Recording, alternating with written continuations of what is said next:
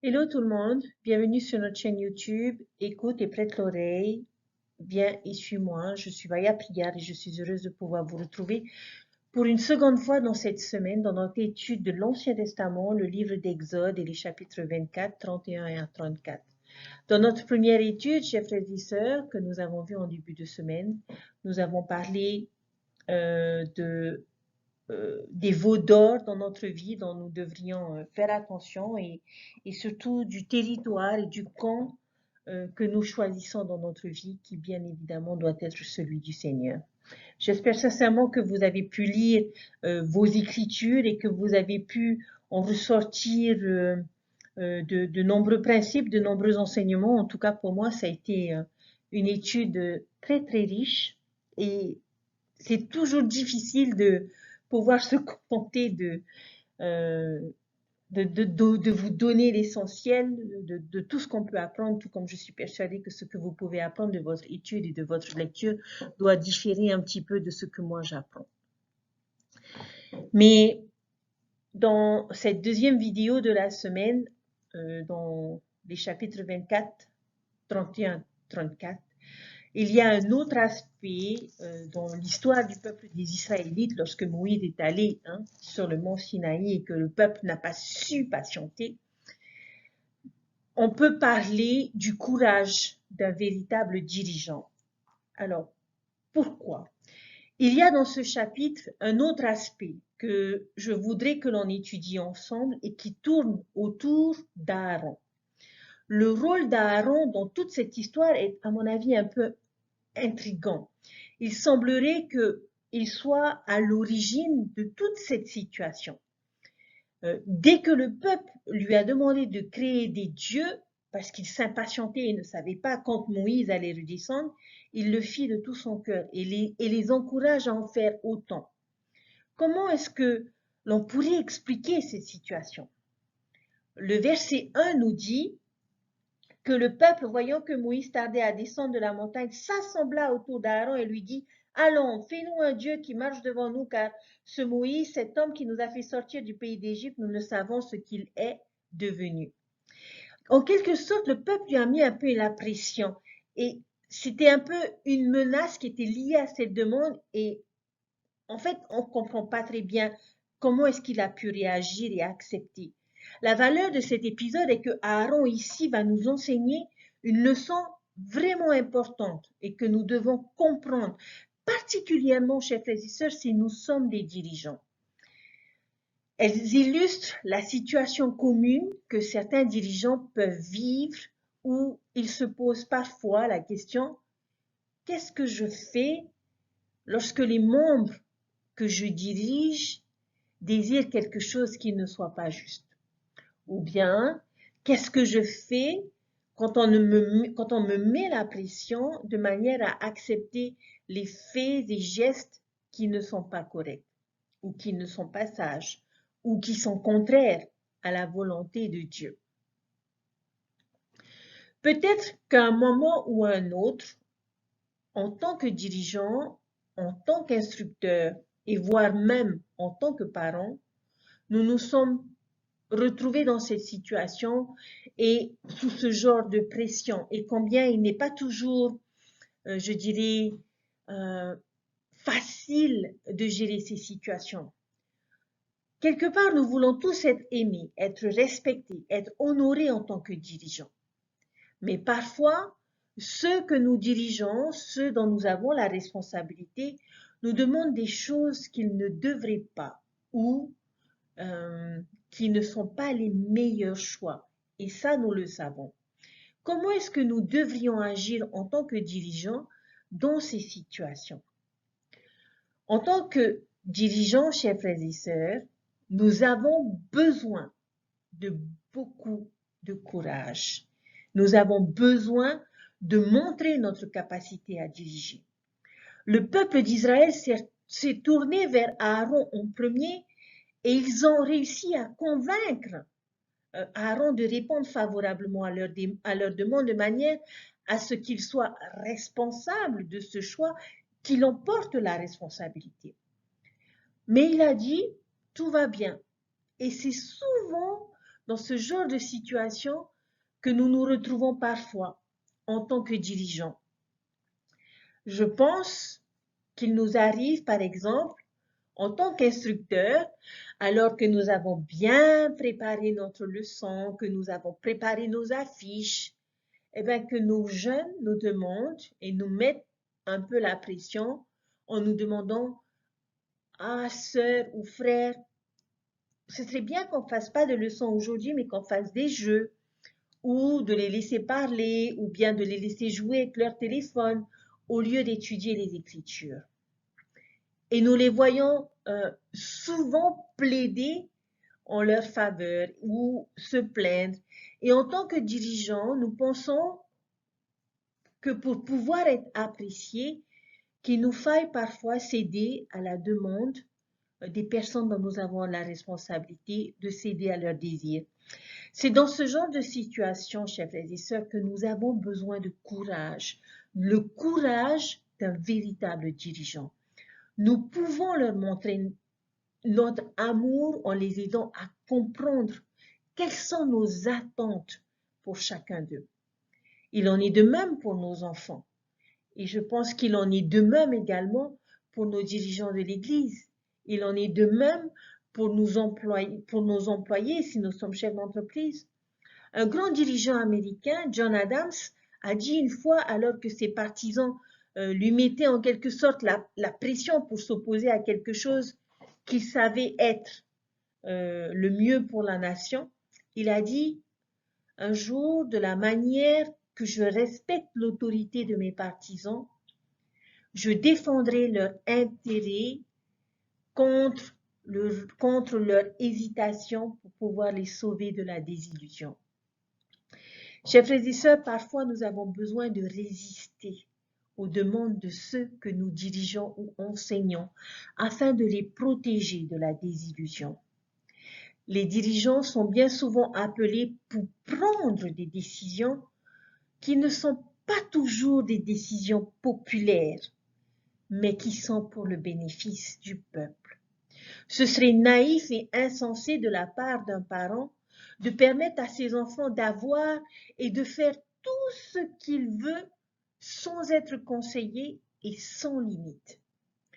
Ce serait insensé de la part d'un instructeur de laisser ses étudiants dicter le cours et la direction à prendre pour chaque leçon.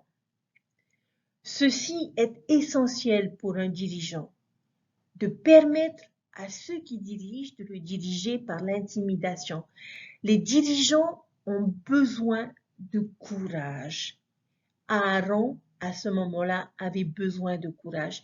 Il avait besoin du conseil qui a été donné dans Exode chapitre 23 au verset 2 et qui dit ceci, « Tu ne suivras point la multitude pour faire le mal. » Lorsqu'il a été confronté à ces mauvaises décisions, il a réagi comme beaucoup d'entre nous réagissent. Il a donné des excuses au lieu d'accepter et d'admettre le problème et sa responsabilité. Il a accusé le peuple en quelque sorte en disant, mais c'est eux qui m'ont mis ici, c'est eux qui m'ont dit de créer des dieux. Il a accusé la nature humaine de l'homme naturel. Lorsqu'il a dit, mais Moïse, tu connais ce peuple et ses mesquineries. Ces gens sont comme cela. Moïse, tu les connais très bien. Et j'aime beaucoup son explication au verset 24, lorsqu'il dit à Moïse, « Je leur ai dit que ceux qui ont de l'or sont des pouilles, et ils me l'ont donné et je l'ai jeté au feu, et il en est sorti ce veau. » En quelque sorte, il dit, c'est apparu tout seul. Et remarquez, il ne dit pas, j'ai fait ce veau, mais il dit, il en est sorti ce veau. D'une certaine façon, il disait à Moïse, oui, regarde, j'ai jeté les boucles d'oreilles, j'ai jeté les bracelets, et ce veau s'est constitué tout seul. C'est comme dans un match de basket, lorsque nos garçons jouent au basket ou bien même au football, trop près de la maison, et qu'ils cassent une vitre et qu'ils disent, ben on était juste en train de jouer, puis le ballon, il est parti tout seul dans la fenêtre et il a cassé la fenêtre. Nous ne savons pas comment c'est arrivé. chers frères et sœurs. C'est aussi lorsque un couple qui n'est pas encore marié, qui se retrouve dans des problèmes moraux et qui vont aller dire, c'est juste arrivé, on ne s'est pas mis dans cette situation à être tenté ou on n'a pas voulu ignorer les principes de Dieu, mais quand la tentation est arrivée, eh ben, on n'était pas suffisamment fort pour pouvoir résister. C'est juste arrivé. Chers frères et sœurs, nous savons bien que ce veau ne s'est pas fait tout seul et que le péché n'est jamais un accident.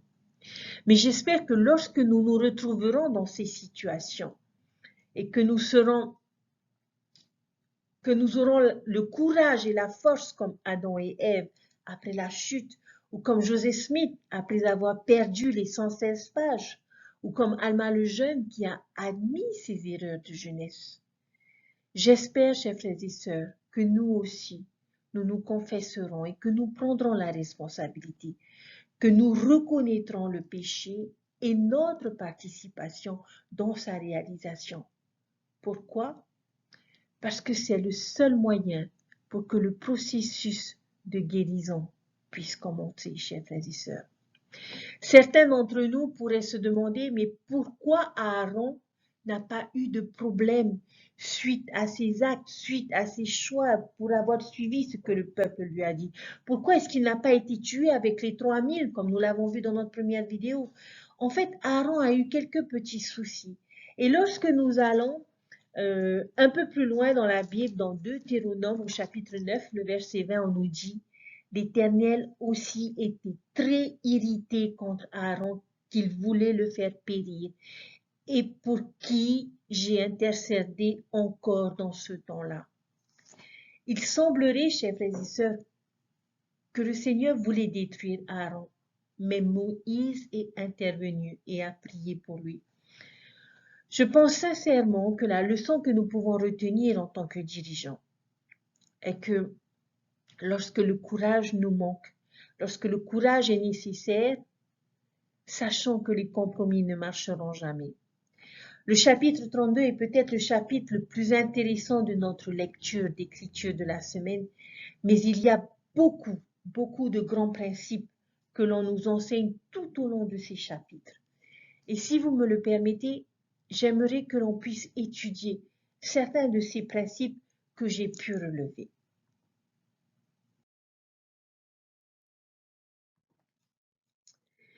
Dans Exode chapitre 24, les versets 6 à 8, on nous dit que si nous respectons nos alliances, ce sacrifice expiatoire nous bénira.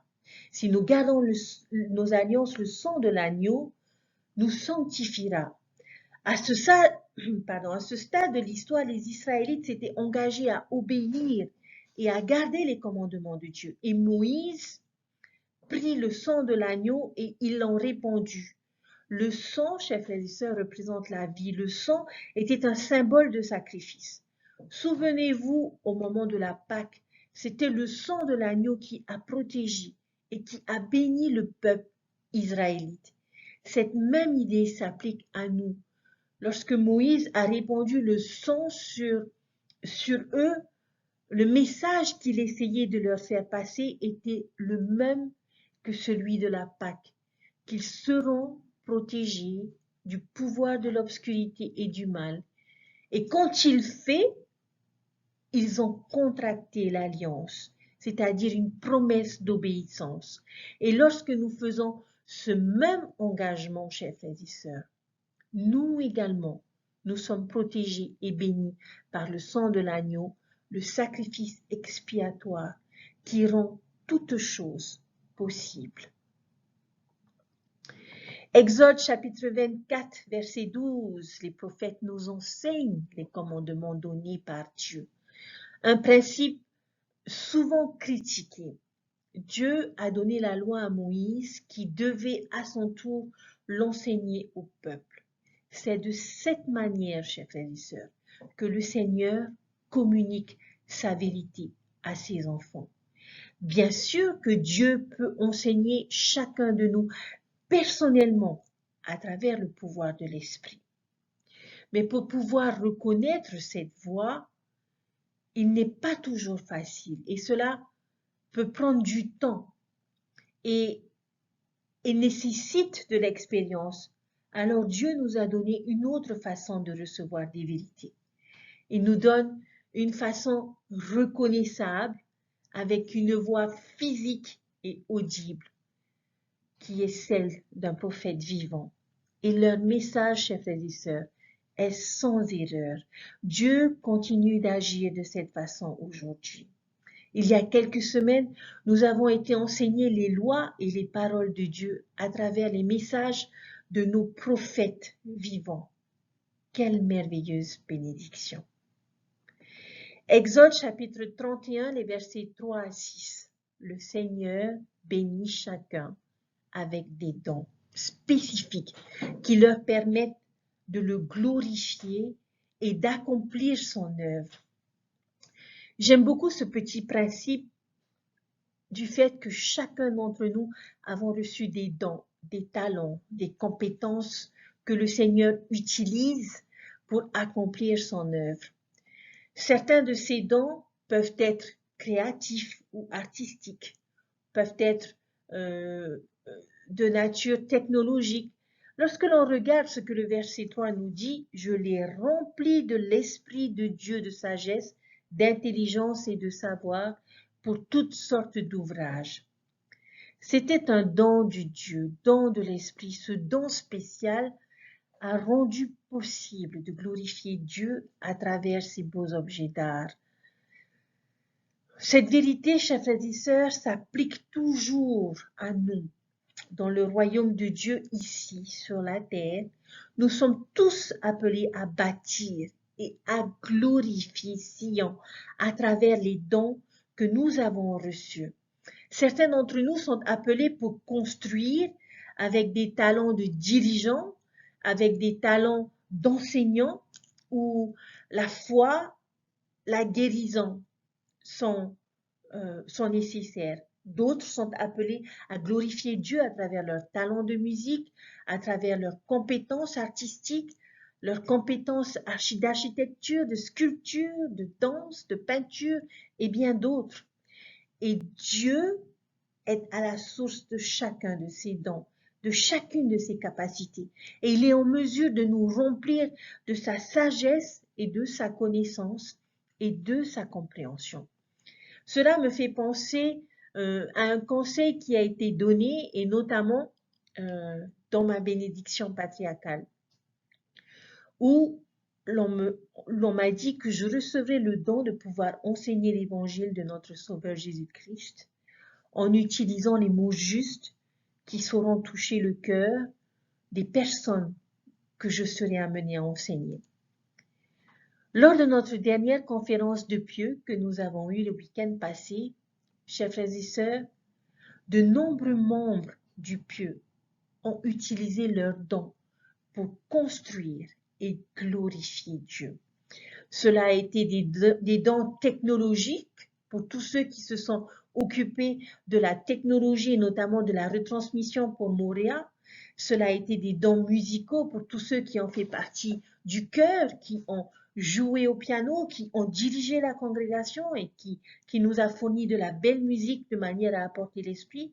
Ça a pu être des dons créatifs à travers la décoration qu'il y a eu. Ça a pu être des dons de l'esprit pour tous ceux qui ont pu nous enseigner et nous fortifier pendant toute cette conférence de Pieux. J'ai un profond respect, chers frères et sœurs, pour ceux qui ont été bénis par ces dons et qui ont su les mettre à profit pour la réussite de notre conférence de Pieux, de manière à ce que tous ceux qui sont venus, en tout cas je l'espère, ont pu avoir leur témoignage du Sauveur être fortifié. Exode chapitre 31, versets 14 et 15. Nous ne devons pas prendre le commandement de sanctifier le jour du sabbat à la légère. Regardons ensemble la manière sérieuse dont il nous donne ce commandement. Ces versets disent Vous observerez le sabbat car il sera pour vous une chose sainte. Celui qui le profanera sera puni de mort. Celui qui fera quelque ouvrage ce jour-là sera retranché du milieu de son peuple, où travaillera 6 jours, mais le 7e jour est le sabbat, le jour du repos, consacré à l'Éternel. Celui qui fera quelque ouvrage le jour du sabbat sera puni de mort. Voilà une conséquence bien sérieuse, chers frères et sœurs. Aujourd'hui, nous ne courons pas et ne tuons pas ceux qui ne viennent pas à la chapelle, fort heureusement, ou qui travaillent un dimanche. Les enfants d'Israël avaient besoin, en quelque sorte, d'avoir ces lois strictes pour pouvoir les garder sur le chemin. Mais le message est clair. Nous devons sanctifier le jour du sabbat. Et c'est un commandement sérieux et qui devrait être traité comme tel. Malheureusement, ce commandement a beaucoup été oublié dans notre société. Le sabbat est devenu juste un autre jour où la plupart des activités que la société fait ce jour-là ne le sont pas sous l'esprit et en harmonie avec le fait d'adorer Dieu. La conséquence qui nous est donnée est une mort soudaine, mais véritablement, je pense que lorsque ce commandement est négligé, chers frères et sœurs, nous souffrons beaucoup et nous mourrons d'une mort spirituelle. Alors qu'il s'éloigne de plus en plus de Dieu, notre corps, notre esprit, notre foi ont besoin du jour du sabbat, chers frères et sœurs, pour rester proches de Dieu et pour être nourris spirituellement. Ce qui nous amène au principe suivant, dans le verset 16, si nous respectons le jour du sabbat, nous trouverons du repos. Si nous gardons le jour de sabbat sacré, nous serons fortifiés et reposés. Si Dieu avait besoin de se reposer après avoir créé la terre, il en est de même pour nous. Il est bon, chers frères et sœurs, de se reposer de nos labeurs, de se reposer de nos soucis, que le monde occupe notre temps, notre attention, le reste de la semaine. Cela me rappelle l'histoire que je pense que vous connaissez tous de 2 bûcherons qui ont décidé de concourir pour savoir qui coupera le plus de bois en un jour. Le premier a travaillé de façon continue tout au long de la journée sans s'arrêter, alors que le deuxième, à certains moments, on pouvait se rendre compte qu'il s'arrêtait. Mais à la fin de la journée, celui qui avait fait des pauses à plusieurs reprises dans la journée avait beaucoup plus accompli, avait coupé beaucoup plus d'arbres que le premier. Quel était son secret? Comment est-ce que c'était possible, avec toutes les pauses faites dans la journée, qu'il ait pu couper plus d'arbres que son partenaire? Eh bien, chers frères et sœurs, il s'est arrêté pour aiguiser sa scie de manière à ce qu'elle soit plus efficace. Et je pense que le jour de sabbat fait la même chose dans notre vie. Il nous permet de nous reposer, de nous rafraîchir et d'aiguiser notre scie spirituelle pour nous aider dans tous les domaines de notre vie, le reste de la semaine. Pensez-vous que ce jour de repos, qu'est le sabbat, est une nécessité ou une luxure? Je vous laisse décider et je vous laisse en faire l'expérience. Exode chapitre 33, versets 10 et 11 nous enseigne le principe que Dieu parle à l'homme, que Dieu a un corps de chair et d'os. Et ce que j'apprécie dans cette relation qu'il y a entre Dieu et son prophète et comment elle est décrite dans ces versets, il parle à Moïse face à face comme un homme parlerait à son ami. Et n'est-ce pas là une belle image? Cette relation semble être normale, c'est comme si Dieu était descendu pour parler avec Moïse dans une réunion que je dirais informelle entre amis. Comme s'il lui disait, eh bien Moïse, comment vas-tu? Et Moïse qui lui répond, ben, tu sais Seigneur, ça peut aller, mais il y a quelques personnes qui murmurent, mais j'y travaille dessus. Et j'entends le Seigneur lui dire, écoute, j'ai peut-être quelques conseils à te donner sur le sujet. Et cet échange va se faire de l'un à l'autre. Et, et j'ai le témoignage, chers frères et sœurs, que Dieu voit l'homme comme un ami. Nous ne croyons pas en un Dieu qui soit distant et qui ne se soucie de rien et qui est détaché de nous ou qui est sur son trône à nous observer. Non, il est très impliqué dans notre vie. Nous sommes son œuvre et sa gloire. Et nous voyons également dans ce verset que Dieu parle avec Moïse face à face. Et ça, chers frères et sœurs, c'est une vérité, c'est une doctrine importante que Dieu a un visage et donc un corps comme nous et que nous avons été créés à son image. Verset 14, lorsque nous avons l'Esprit de Dieu, nous pouvons trouver paix et repos. La présence de Dieu, chers frères et sœurs, nous apporte la paix. Et lorsque nous ressentons sa présence, nous pouvons ressentir que l'on nous accorde du repos. Tout d'un coup, nos fardeaux semblent plus légers. Beaucoup d'entre nous, malheureusement, sont devenus tellement occupés et tellement submergés par les informations que nous trouvons autour de nous que nous sommes devenus un peuple stressé. Selon l'Institut américain du stress, à peu près 33% des gens font part de sentiments extrêmement stressés. 70% des personnes font l'expérience d'un stress qui affecte leur capacité physique.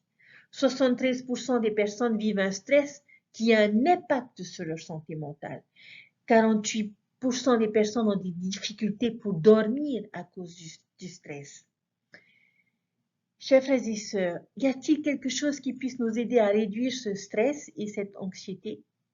Oui. Je pense qu'il y a quelque chose de beaucoup plus efficace que des comprimés, qu'une planification ou une méditation ou quelconque exercice. Je ne dis pas que ces choses sont mauvaises. Mais s'il y a le remède le plus efficace, chers frères et sœurs, c'est l'Esprit de Dieu. C'est avoir la présence de Dieu dans notre vie. Et cela peut nous apporter du repos, peut nous soulager, peut nous aider à garder la bonne perspective des choses et remplir notre cœur avec une gratitude qui nous permet d'être calme et qui peut nous bénir et nous fortifier de manière à pouvoir endurer avec confiance et sérénité. Alors, chers frères et sœurs, recherchons la présence de Dieu dans notre vie pour que le stress s'en aille.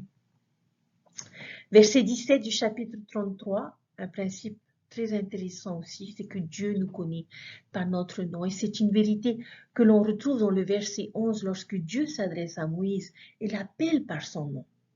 Nous sommes non seulement les amis de notre Père Céleste, mais il nous connaît par notre nom. Lorsqu'on devient instructeur, nous avons chaque année différents élèves. Particulièrement en tant que professeur, nous avons différentes classes et nous prenons toujours du temps pour que nous puissions nous rappeler de leur nom. Je vois que mon mari qui est professeur, il fait des trombinoscopes pour avoir l'image de l'enfant et son nom.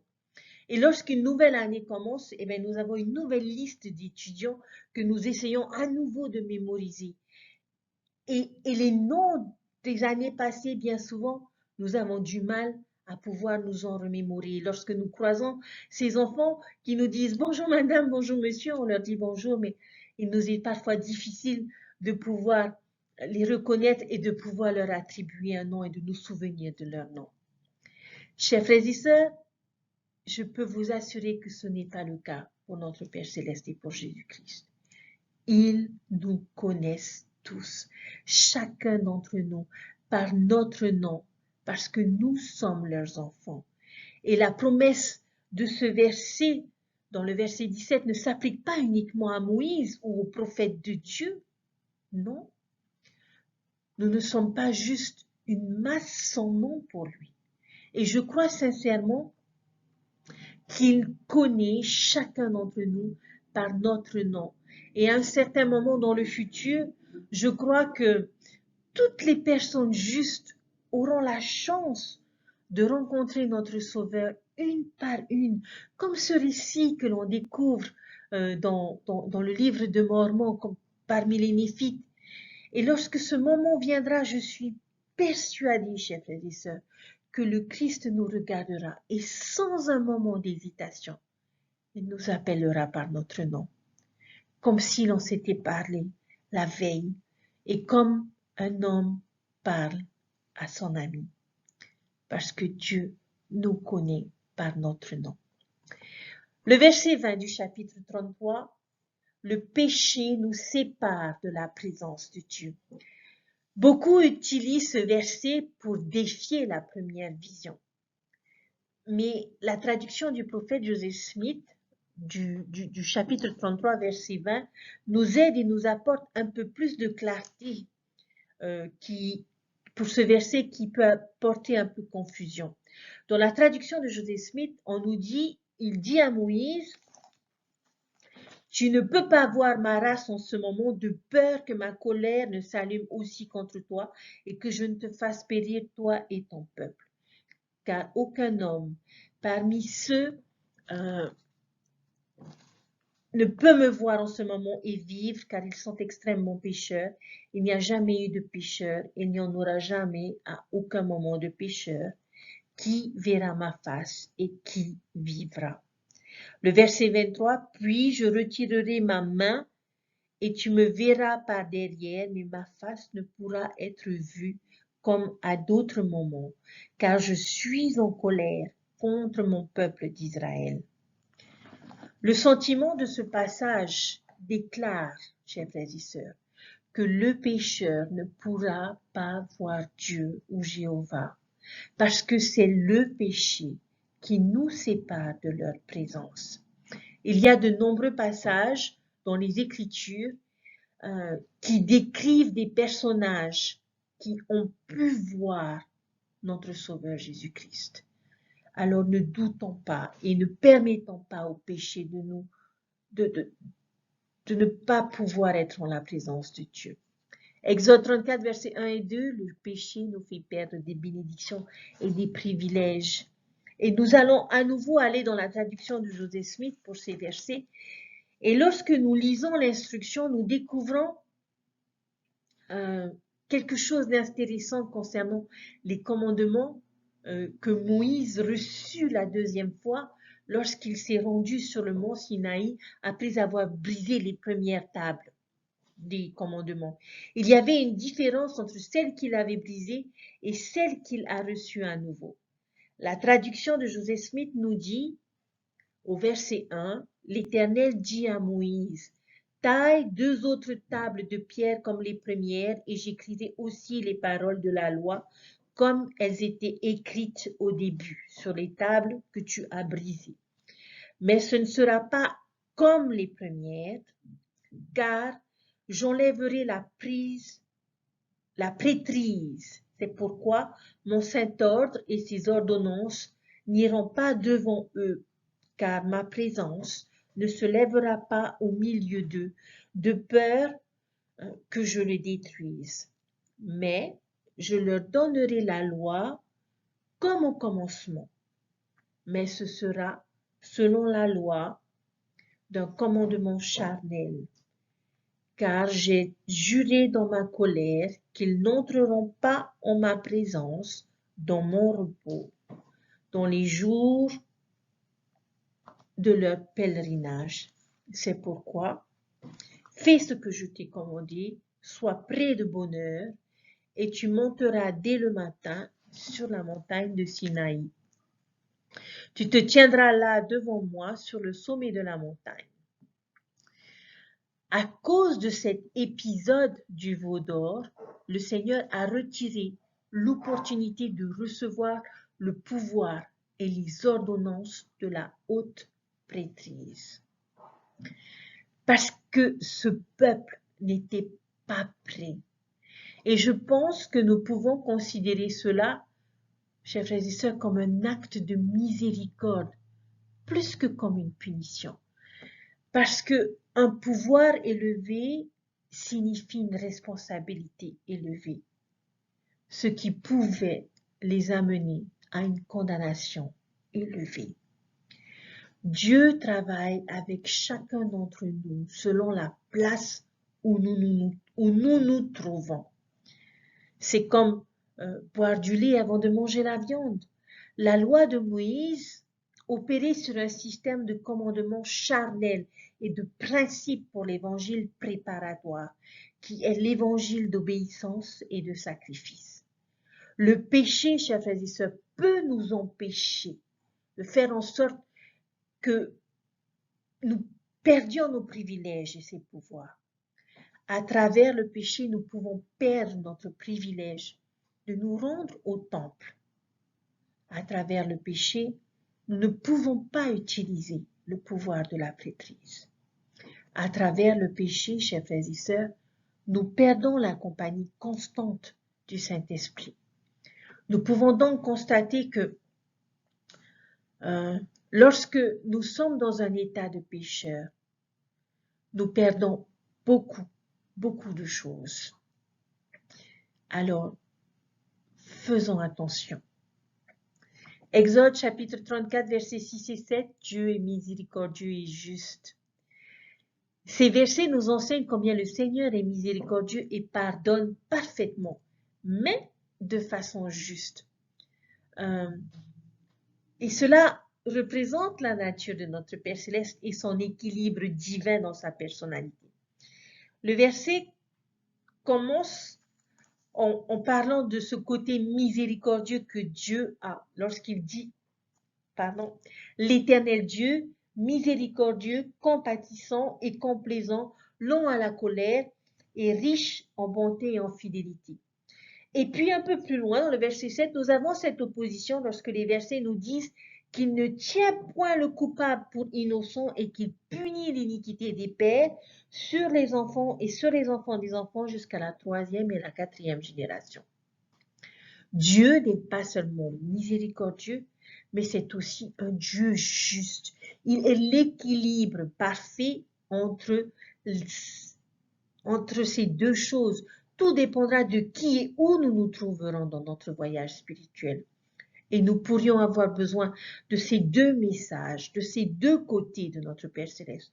À la personne qui sera légère dans son obéissance, il serait peut-être nécessaire qu'elle se souvienne que Dieu ne tient pas le coupable pour innocent et quoi qu'il arrive, qu'il fera tout pour que nous puissions être sauvés et que nous puissions retourner un jour vivre en sa présence dans son royaume. À la personne qui est sous le poids du doute, du perfectionnisme, il est bon de se souvenir que Dieu est miséricordieux, qu'il est compatissant, riche en bonté et en fidélité. Et je sais que l'Esprit, chers frères et sœurs, peut nous aider à connaître cette partie de Dieu que nous avons besoin d'avoir et de mettre en application dans notre vie à certains moments. Chapitre 34, versets 29 et 35, les prophètes reflètent la gloire et la lumière de Dieu. Un autre passage, chers frères et sœurs, qui nous décrit le rôle et l'appel d'un prophète. Après avoir parlé avec Dieu, le visage de Moïse, comme on le voit dans ces versets, rayonnait parce qu'il avait parlé avec l'Éternel.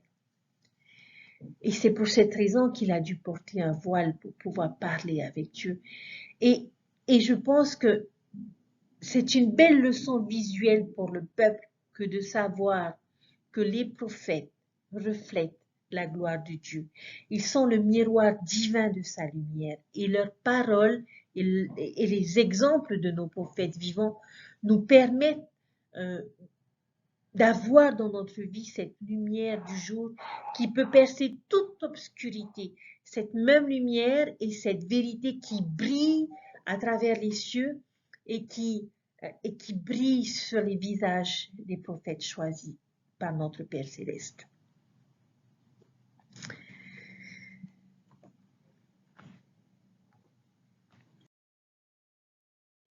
Chers frères et sœurs, comme vous pouvez le constater, il y a tellement de choses à apprendre. Et encore une fois, nous voyons que nos écritures sont remplies de trésors et de principes qui peuvent nous bénir et nous aider de toutes les façons. Je vous invite à lire vos Écritures et à trouver dans ces versets et dans ces chapitres des principes qui peuvent s'appliquer à vous dans votre vie aujourd'hui même, au moment où vous les vivez. Lors d'une conférence générale, Sir Becky Craven, un discours que j'ai beaucoup aimé, nous a enseigné et a dit, alors que les influences du monde entraînent de plus en plus les gens en direction du mal, nous devons être déterminés à demeurer fermement sur le chemin qui nous mène sains et saufs à notre Sauveur. Le véritable bonheur, chers frères et sœurs, se trouve en s'appliquant à vivre l'évangile de notre Seigneur et Sauveur Jésus-Christ. Et lorsque nous nous efforçons de devenir davantage semblables à lui. N'ayons pas, comme elle l'a dit, cette attitude désinvolte qui pourrait nous éloigner du chemin des alliances. Le monde qui nous entoure est rempli de distractions qui peuvent tromper même les élus et nous rendre désinvoltes vis-à-vis de nos alliances. Si nous ne prenons pas soin, chers frères et sœurs, de respecter rigoureusement nos alliances, notre nonchalance finira peut-être par nous conduire dans des sentiers interdits. Il nous arrive parfois de vouloir justifier notre comportement, nos choix. Mais chaque fois que nous dirons cependant, sauf, oui, mais, quand il s'agit de suivre les conseils de nos prophètes ou de vivre soigneusement l'Évangile, nous disons en réalité, ce conseil ne s'applique pas à moi.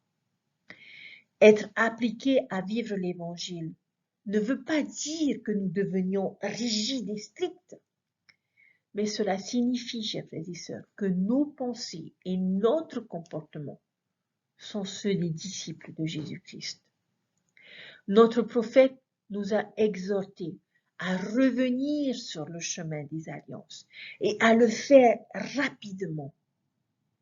J'aimerais, pour terminer, vous partager des enseignements d'un roi et prophète que j'aime beaucoup, qui est le roi Benjamin, et à qui j'ai partagé à un ami aujourd'hui, qui se trouve dans Mosia et qui a dit « Je voudrais que vous méditiez sur l'état béni et bienheureux de ceux qui gardent les commandements de Dieu.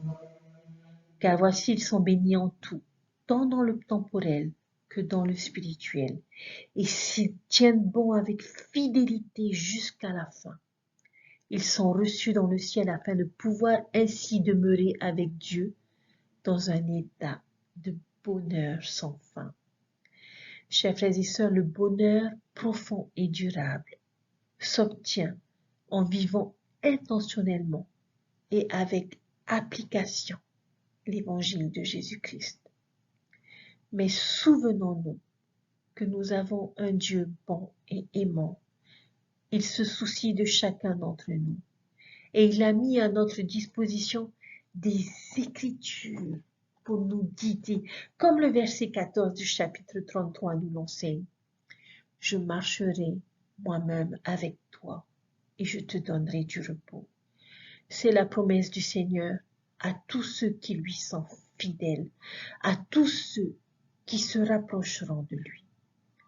Il vit et il nous aime. Au nom de Jésus-Christ. Amen. Je vous souhaite, chers frères et sœurs, un bon week-end, une belle étude. Et je prie notre Père Céleste que vous puissiez avoir le témoignage de l'amour infini de notre Père Céleste à votre égard. Bon week-end et je vous dis à bientôt pour une nouvelle étude. Bye!